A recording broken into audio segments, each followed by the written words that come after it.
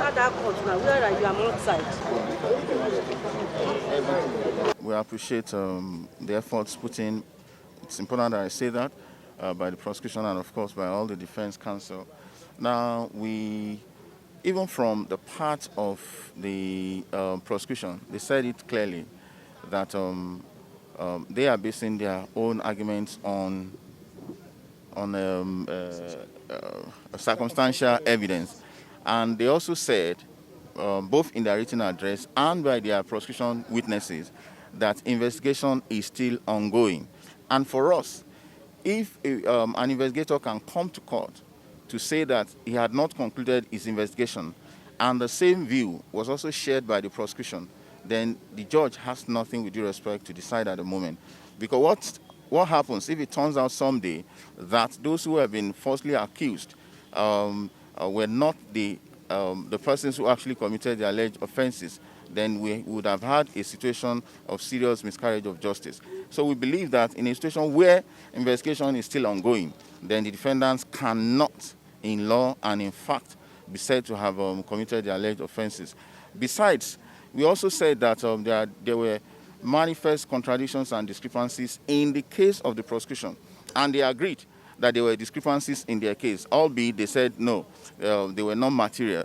But we said that those were material because first, the excuse they gave was that somebody, a certain Esther, did not get to the church with them on that day of the alleged offense.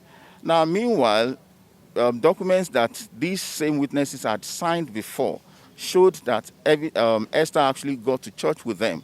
And so, that it was this Esther, according to the defendants, that came back and took the child away. So now, what was the reason why the same Esther ran away from the police and refused to be investigated by the police? Then two, why is it that the prosecution witnesses declined or told the court falsely that only 3 of them got to the church as against 4, meaning that they had something very fundamental to hide? So a look at the whole of it, we believe that our clients are very innocent, and that it's just a phantom charge, an allegation that has no substance and no basis in law and in fact.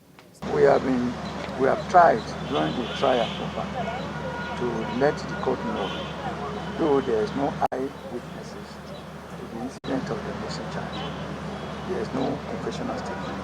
We built our case predominantly on circumstantial evidence, which is in any way the best evidence in law.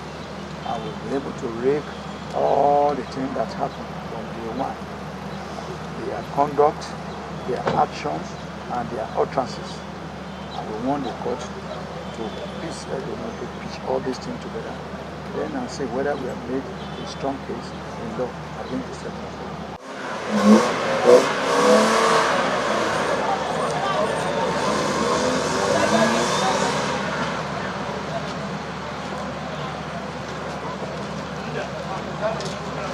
Vai, vai, vai.